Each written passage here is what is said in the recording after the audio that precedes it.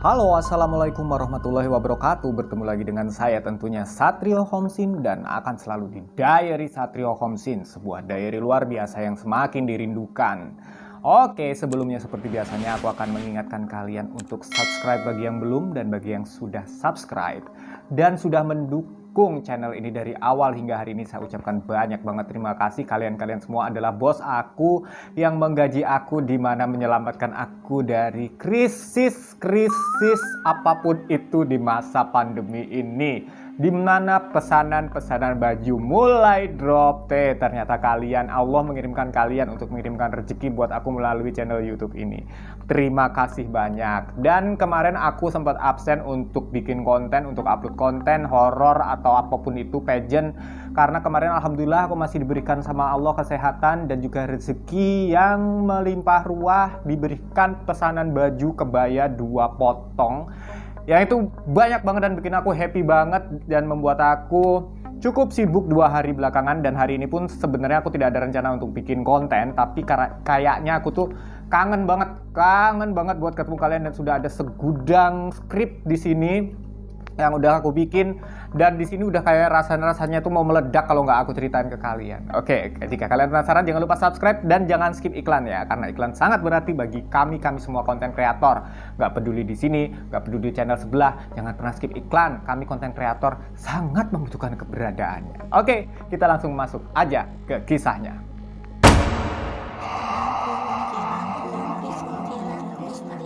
Yes bosku, buat kalian semua atau kita semua yang masih tinggal di Indonesia Raya tercinta ini tentunya sudah tidak asing lagi dengan permainan yang satu ini. Yes, permainan jailangkung. Permainan apa sih itu? Nih aku perlu jelaskan sedikit, mungkin kalian banyak yang belum tahu, tapi kayaknya nggak mungkin ya, kayaknya semua pasti tahu. Bahkan aku yakin di antara kalian sudah banyak banget yang sudah pernah mencobanya, apalagi kalau kalian para pecinta horor dan dunia mistis seperti saya ya. Karena saya aja memulai permainan ini, belajarnya itu mendengarnya tuh waktu itu kelas 5 SD dan langsung praktek. Berhasil apa enggak? Ya enggak lah, namanya juga baru main-main.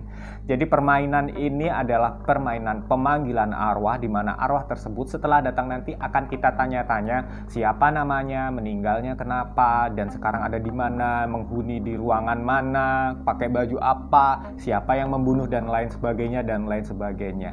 Ya, untuk beberapa orang yang tergolong aneh seperti saya, salah satunya permainan ini menjadi sangat menarik karena seperti portal atau sesuatu permainan yang menghubungkan kita dengan dunia mistis yang selama ini itu kita gila-gilai dan membuat kita penasaran. Setuju nggak? Jadi kalian semua ada yang sudah pernah mencoba, dan kalau belum, ikuti dulu kisah yang satu ini baru kalian boleh coba ya. Bagi yang sudah, silahkan komentar di bawah apa pengalaman kalian. Jadi kalau untuk aku sendiri, aku seperti tadi yang aku bilang ya, aku pertama kali mengenal dan mendengar permainan jailangkung ini dari kelas 5 SD, kurang lebih umur 11 tahun gitu. Dan waktu itu aku sempat menggila-gilai permainan ini dan penasaran banget, pengen mencoba, dan sebenarnya berhasil apa enggak dan itu bohongan apa enggak. Dan memang bener aja, aku bersama beberapa teman-teman aku yang sama-sama aneh ini, memiliki hobi yang aneh ini, kami memainkan permainan jailangkung itu dengan menggunakan media jangka yang dikasih tutup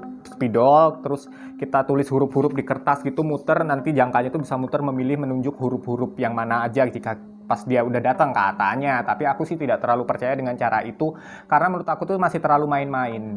Dan itu sempat menghilang lah, hobi itu sempat menghilang kelas 6, kemudian SMP timbul lagi setelah menemukan teman-teman yang satu frekuensi untuk memainkan permainan-permainan seperti itu dan menggilai dunia mistis seperti itu. Karena kalau boleh saya cerita, aku memang dari kecil tuh udah hobi banget dan jahil banget, suka banget nakut-nakutin orang, dan setan berdiri di pinggir jalan.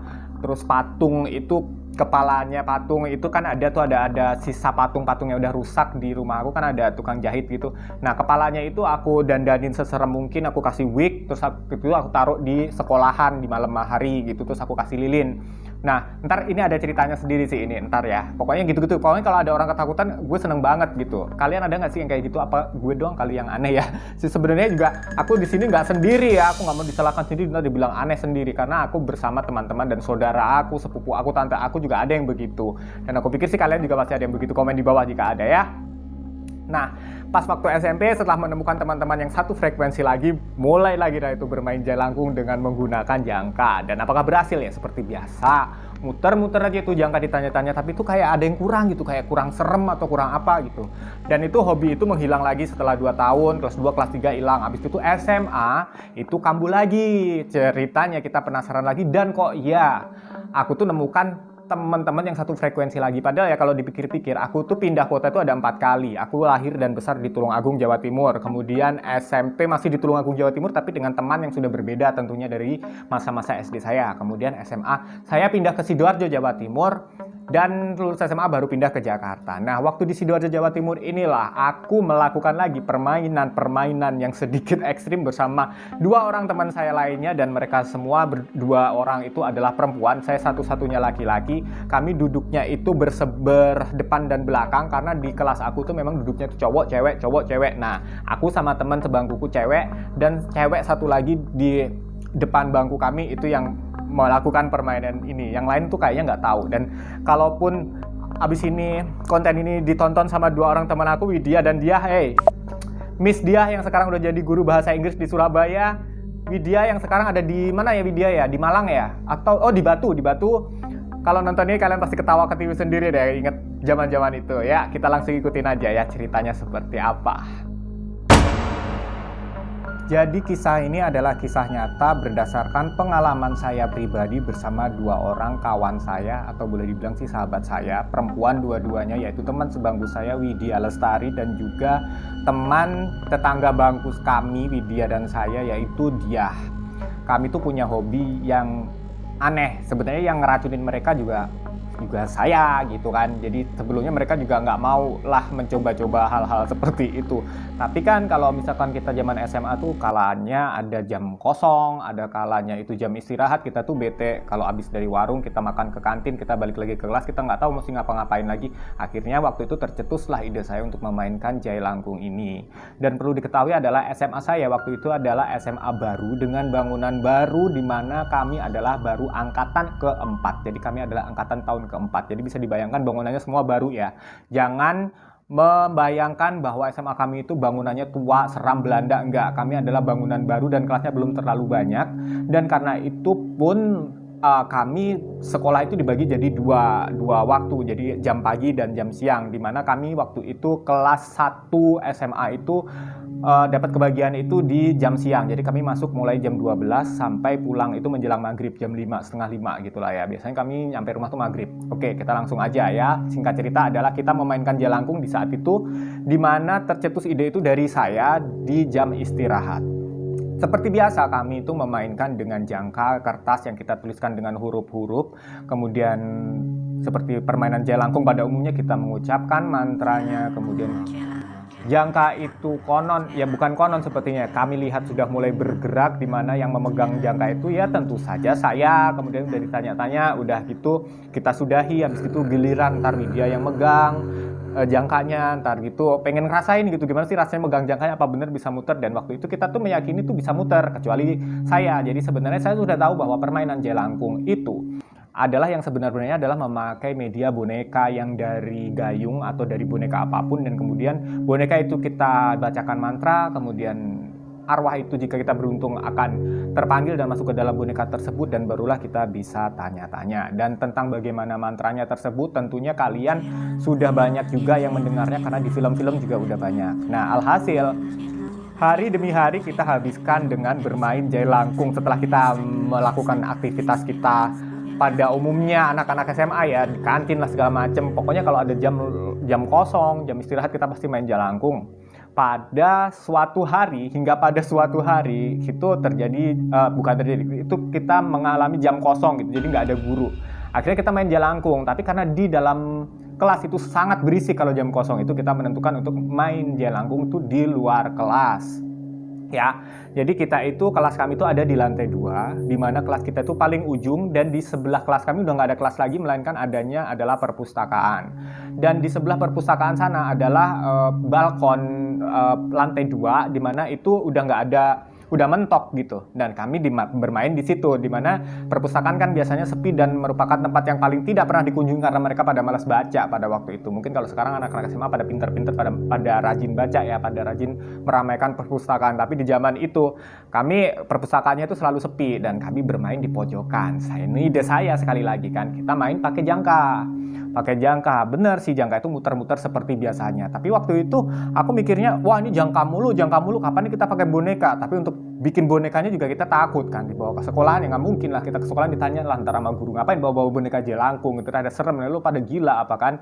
Nah akhirnya kita memutuskan untuk memakai cara lain, yaitu dengan cara memegang pensil pakai tangan kiri, aku pegang pensil pakai tangan kiri, kemudian Widya pegang pensil juga kita begitu pakai tangan kiri, dia juga pakai tangan kiri. Jadi itu pensil kita pegang bertiga sama-sama pakai tangan kiri. Dan kita mengucapkan mantranya seperti biasa. Kami mengucapkan mantranya seperti biasa.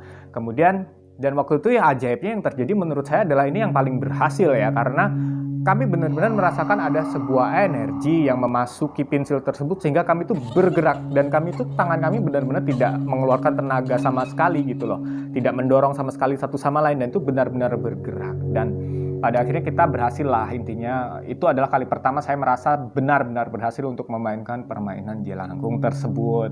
Kemudian itu tadi kan jam kosong ceritanya, tiba-tiba ada seorang guru pengisi datang. Nah karena ada guru pengisi datang, teman saya yang dua, si Widya sama dia ini kan namanya cewek itu suka rada-rada lebih rajin daripada saya cowok gitu kan.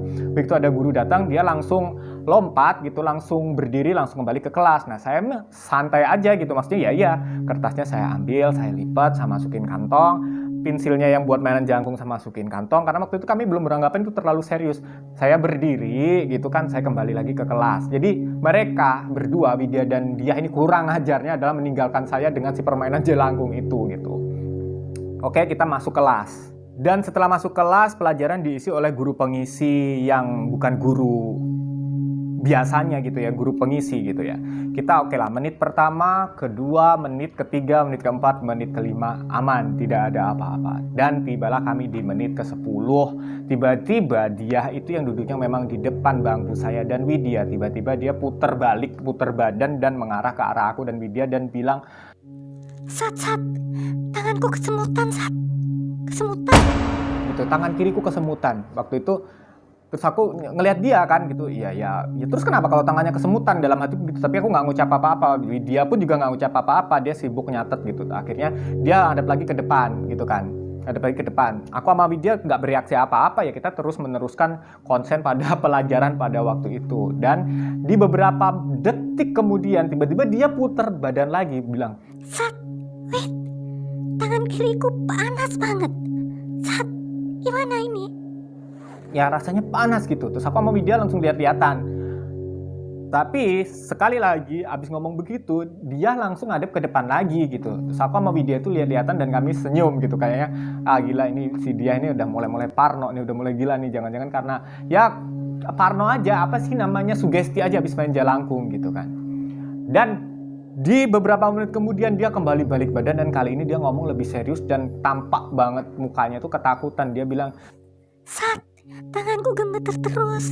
Tanganku gak bisa berhenti bergerak. Tanganku muter-muter. Sat. Aku sama Widya berinisiatif untuk ngintip tangannya dia. Kan tangan kirinya kan gitu kan, tangan kirinya ada di depan gitu kan. Ternyata benar tangan kirinya tuh begini. Ini kan bangku, tangan kirinya tuh begini. Nah gitu. Habis gitu, aduh, kita udah mulai ketakutan juga kan. Aku sama Widya mulai ketakutan dan aku sama Widya punya ide, masukin aja tangan kamu tuh di bawah kolong bangku. Maksudnya kan di bawah tuh suka ada laci gitu kan, kalau di bangku-bangku sekolah itu kan. Masuk ke situ dan bunyi gitu, duk duk duk duk duk gitu. Bunyi gitu kan. Ya udah. Tapi akhirnya di jam-jam di saat kita menjelang pulang sekolah tiba-tiba dia bilang aman gitu. Artinya adalah tangan dia udah nggak gemeter lagi, udah nggak kesemutan lagi, dan udah nggak merasakan panas lagi gitu kan. Akhirnya kita pulang kan, bel pulang itu pulang gitu. Terus saya dengan isengnya, saya pegang tangannya dia yang sebelah kiri itu, yang tadi dia bilang tuh kan rasanya tuh panas banget. Aku sama Widya akhirnya pegang, sini coba-coba pegang tangannya gitu. Pas kami pegang tuh, alangkah kami tuh kaget kan, dia bilangnya tuh panas ya, rasanya tuh panas banget, kayak panas gitu. Tapi pas aku sama Widya pegang tuh rasanya tuh dingin benar-benar kayak es. Jadi tangannya tuh kayak benar-benar abis dimasukin ke kulkas beberapa menit, kayak 15 menit gitu, keluarin lagi, jadi dengan ces gitu kita pegang kan. Aku sama dia langsung lihat-lihatan kan, kita pada keparnoan kan. Sedangkan tangan kanannya si dia kalau kita pegang ya normal aja kayak kita gitu. Dan akhirnya karena memang itu sudah jam pulang, kita memutuskan untuk pulang masing-masing. Dimana aku sama Widya ini memang selalu pulang naik motornya Widya. Aku goncengin Widya, terus habis itu memang kami searah kan. Widya nganterin aku ke rumah aku, kemudian ntar Widya pulang. Nah kalau si dia ini memang berlawanan arah, dia harus naik angkot gitu waktu itu. Ya udah dia pulang. Tapi pas sampainya di rumah gitu kan, pas jam-jam malam, jam 7 malam kan kami pulang itu kan jelang maghrib. Jam 7 malam aku tuh merasa nggak enak dan aku merasa harus menghubungi dia. Pakailah telepon rumah, karena waktu itu kan belum ada handphone, kami belum pegang handphone satu sama lain, tahun 1999 tuh kami belum pegang handphone gitulah ya. Terus habis gitu aku pakai telepon rumah, telepon ke rumahnya dia, tidak ada yang mengangkat. Jam 9 malam pun nggak ada yang mengangkat, tapi pas udah melewati jam 10 kita nggak mungkin dong telepon ke rumah cewek malam-malam gitu kan. Dan aku juga masih teleponan sama Widya, gimana kamu diangkat nggak? Enggak, aku nggak diangkat juga. Wah ada apa nih? Jangan-jangan ya udahlah positive thinking aja gitu. Pas keesokan harinya ternyata dia itu absen dan tidak masuk ke sekolah. Oke, kita lihat si Widya ini mukanya udah mulai murung nih, ini jangan-jangan anak-anak ini tuh ketakutan gitu kan. Dan ternyata takutannya kenapa? Ya dia parno aja ya, memang takut lah ya kan, kemarin sempat ada kejadian begitu, tiba-tiba hari ini dianya nggak masuk sekolah. Oke, kita lewatin hari itu dengan tanpa bermain jelangkung gitu kan, karena kan kehilangan satu personel kan, katanya kalau permainan jelangkung tuh harus pemainnya tuh harus ganjil katanya, tapi nggak tahu kalau di daerah lain. Kalau aku dulu percayanya tuh begitu. Dan keesokan harinya dia masuk sekolah, kita berniat untuk ya bermain jelangkung lagi, nggak ada kapok-kapoknya gitu kan. Walaupun dia udah hari sebelumnya tuh udah nggak masuk gitu, kita nggak nanya apa Mbak Bibu, ayo kita main jelangkung lagi. Dia bilang Gak, jangan lagi, kamu harus dengerin cerita ini. Nah dari tadi aku nyerotos mulu, ini seramnya di mana? Nah ceritanya tuh di sini. Ternyata pada waktu pulang itu dia, pada waktu tangannya habis merasa panas itu kayak ketempelan itu menurut dia yang kayak es itu, aku bilang begitu pulang itu kenapa dia nggak angkat telepon, dan seluruh orang rumahnya juga nggak ada yang angkat telepon karena mereka tuh sibuk ngurusin si dia yang mengalami gangguan-gangguan sepanjang malam itu. Dan sudah dipanggilkan ustadz terdekat di rumahnya untuk menghilangkan efek ketempelan yang dia merasa panas, merasa kesemutan, dan dia merasakan tangannya tuh nggak enak banget gitu malam itu sebelum tidur. Dipanggilkan ustadz, akhirnya dia bisa tidur. Setelah tidur, tiba-tiba di tengah malam, kira-kira jam 1 malam katanya itu, dia tidur tuh kan di ranjang, tiba-tiba dari kolong itu seperti ada yang ngedorong ke atas gitu kasurnya. Gitu kan, ada yang ngedorong ke atas gitu. Terus dia kebangun gitu kan, aduh itu tadi apa ya? Tapi kayaknya aku halusinasi aja gitu kan. Dia ini tidur sendiri di satu kamar. Dia tidur lagi, digituin lagi setelah dia beberapa detik telat tidur, kasurnya didorong lagi dari bawah gitu kan. Dia bangun lagi gitu kan. Aduh itu tadi apa? Akhirnya dia mencoba tidur lagi, tapi kali ini sebelum dia tidur, dia sempat melirik ke arah pintu kamarnya dia yang memang tidak ditutup sempurna, jadi pintunya itu agak kebuka setengah gitu. Kalau pintu dibuka setengah kan pasti ada sisi gelapnya gitu kan ya. Nah di situ dia melihat sebuah sosok hitam dengan mata yang merah menyala, tapi dia juga belum jelas itu sosoknya itu seperti apa. Merinding, filming malam-malam horor baru kali ini gitu. Nah ya, sosoknya seperti apa dia juga nggak tahu, yang pada akhirnya dia memutuskan untuk memejamkan matanya sebisa mungkin untuk mencoba tidur. Dan pada akhirnya mungkin dia tertidur tapi hanya beberapa detik saja, dan dia kembali lagi terbangun karena dia merasa ada seseorang yang memegang pergelangan kakinya dengan sangat kuat, dan rasanya tangannya itu dingin kayak es batu kata dia gitu. Begitu dia kebangun, nggak ada siapa-siapa. Pas dia lihat ke arah kakinya, nggak ada siapa-siapa. Tetapi pas dia mau berangkat tidur lagi, berusaha tidur lagi, tiba-tiba dia melihat sosok di sebelah dia, di atas kasur dia duduk membelakanginya. Dan waktu dia menggambarkan, sosok tersebut adalah seorang wanita yang umurnya itu kira-kira belum 40 tahun, jadi belum terlalu tua, dengan rambut diurai dan memakai kebaya. Jadi penggambarannya adalah seperti mbah-mbah Jawa, ibu-ibu Jawa zaman dulu, tapi pas di rumah. Jadi pakai kebaya, tetap pakai jarit batik tetap, tapi rambutnya tidak disanggul, tidak dikonde kan. Kalau di rumah tuh selalu diurai, tetapi membelakanginya. Melihat itu dia langsung takut dan dia mau teriak sebenarnya manggil mama papanya, tapi dia nggak bisa gitu, dia nggak bisa. Yang menyebabkan dia tuh kayak kelelahan, lemas, kelelahan karena ketakutan kan, benar-benar sosok itu ada di sebelahnya dia. Entah kenapa, apa yang membuat dia itu bisa menyebut nama Allah gitu. Nah setelah itu dia baru bisa mengambil nafas normal dan makhluk itu lenyap. Setelah itu dia mencoba tidur lagi dan keesokan paginya dia melihat pergelangan kaki sebelah kanan yang semalam dia merasa dipegang itu, yang semalam dipegang kayak es batu itu katanya, itu memang ada bekas cengkraman yang kuat sehingga di situ tuh ada tanda biru. Dan pada saat dia melihat tanda biru tersebut, saat itu juga ketika itu juga dia merasakan badannya panas, dingin, dan demam. Itulah yang menyebabkan dia di hari berikutnya tidak masuk sekolah, yang mengharuskan dia dibawa ke ustadznya lagi. Dan di sana dia seperti macam diruqyah atau didoa-doakan, saya tidak tahu. Pokoknya dia ceritanya adalah dia diobati di situ dan dia harus dijanji bahwa dia dan teman-temannya, yaitu saya dan Widya, tidak boleh lagi memainkan permainan ini karena hantu ini memang benar-benar datang. Dan entah kenapa, padahal aku tadi yang megang pensilnya, dia lebih mengikuti dia karena dinilai dia ini memiliki darah yang harum buat mereka bangsa lelembut. Dan memang pada waktu malamnya itu dia sempat diberikan mimpi, dia didatangi oleh sesosok wanita yang tadi duduk membelakangi dia di atas kasurnya dia, dan dia menyebutkan namanya. Dan sosok tersebut mencoba untuk menarik dia dan mengajaknya dia pulang, nggak tahu pulang itu maksudnya kemana. Dan ini kami artikan bahwa pulang itu adalah mengajak dia untuk ke alamnya si arwah tersebut, yang artinya adalah mengajak dia untuk mati gitu. Dan itu sangat berbahaya. Jadi keesokan harinya waktu dia masuk lagi sekolah dan melihat semuanya udah normal, kami udah seneng kan dia normal gitu. Dan waktu aku sama Widya dengan happy-nya dengan ayo kita main jelangkung lagi, dia langsung melarang. Itulah sebabnya, karena memang kami dijanji dan kami tidak akan percaya kalau cuma dia yang cerita. Tetapi di sini kami juga mendapatkan telepon masing-masing di rumah bahwa ibunya dia telepon ke mama saya, ibunya dia telepon ke mamanya Widya dan menjelaskan bahwa mereka di sekolah begini. Akhirnya saya kena marah tuh sama mama saya, Widya juga kena marah sama mamanya saya. Maafkan saya tante membuat anakmu kerasukan. Oke guys, seperti itulah ceritanya. Apakah kalian memiliki cerita yang lebih seram dari itu dan pengalaman mengenai permainan jelangkung ini yang mungkin tata cara permainannya berbeda dengan daerah tempat saya, dengan cara mempersiapkan media, menyiapkan beberapa sesajen, membacakan mantra, kemudian bertanya-tanya, dan setelah itu selesai, kita harus menyelesaikannya dengan mantra yang lain untuk memulangkan arwah tersebut. Apakah ada pengalaman kalian lebih seram dari ini?